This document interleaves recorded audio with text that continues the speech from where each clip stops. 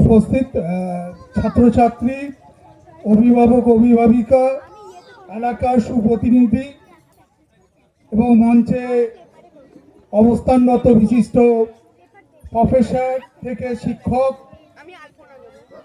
দার্শনিক, শিল্পী বৃন্দ, নেচার অফ দ্য ক্যানভাস এবং রং তুলি।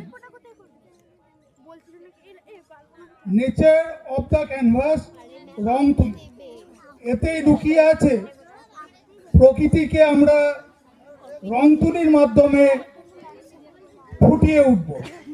এবং এতে প্রায় 150 জন শিল্পী অলরেডি জয়েন করেছেন এবং বিভিন্ন দেশ বিদেশ থেকে, থাইল্যান্ড, মালয়েশিয়া, যেটুকু রাশিয়া থেকেও শিল্পীরা এখানে এসছেন, ভারতবর্ষের বিভিন্ন প্রান্ত থেকে এসছেন। এছাড়াও বিশ্বভারতী থেকে আমাদের প্রফেসর 2 জন এসছেন।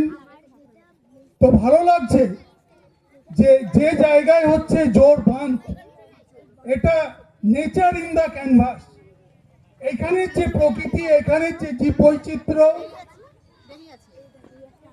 এখানে এখনো যে জীব বৈচিত্র্য এখানে আছে, পাকা সাইফনে ছোট মাছ থেকে শুরু করে দামোদরের দুপারে ছোট ছোট রাত্রে জোনাকি, মাইগ্রেটরি বার্ড, যাযাবর পাখি, বড় বড় গোসাপ, সজারু, গোল্ডেন ফক্স সন্ধ্যাবেলায় হয়তো দেখা যায় এখানে।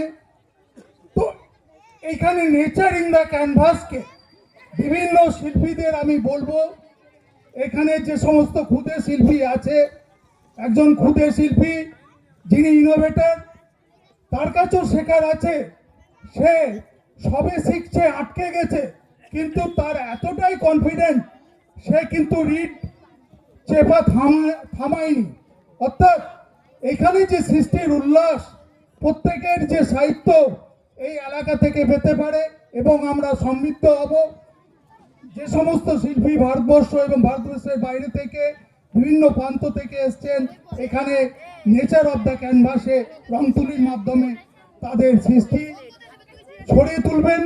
এবং আমি শিক্ষক হিসাবে বলবো, নতুন যে জাতীয় এডুকেশন পলিসি, জাতীয় শিক্ষানীতি 2020 এবং 2023 এবং রাজ্য শিক্ষানীতি 2023, তাতে ইনোভেশন ইজ এডুকেশন, অর্থাৎ সৃষ্টির মাধ্যমে শিক্ষাটা তার স্কিল অর্থাৎ দক্ষতার মাধ্যমে প্রকাশিত হবে।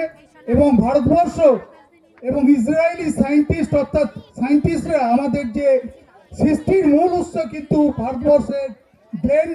তো যে সমস্ত ক্ষুদে শিল্পী আছে তারা অবশ্যই বড় শিল্পীর সৃষ্টির রহস্য তোমরা শিখে নেবে এবং এখানটা সমৃদ্ধ করবে। তো এই বলে আমি রঙ্গজীব, এই নেচার অফ দ্য ক্যানভাসের প্রেসিডেন্ট, শ্রদ্ধা জানাই আমাদের হারিয়ে যাওয়া সেক্রেটারি মহাশয়কে, যিনি এই সংস্থাকে এগিয়ে নিয়ে গেছেন, এবং শ্রদ্ধা জানাই এই নেচার অফ দ্য ক্যানভাসের প্রত্যেক মেম্বারকে এবং এলাকাবাসীকে শ্রদ্ধা জানিয়ে, ভালোবাসা জানিয়ে আমি এখানেই আমার বক্তব্য শেষ করছি।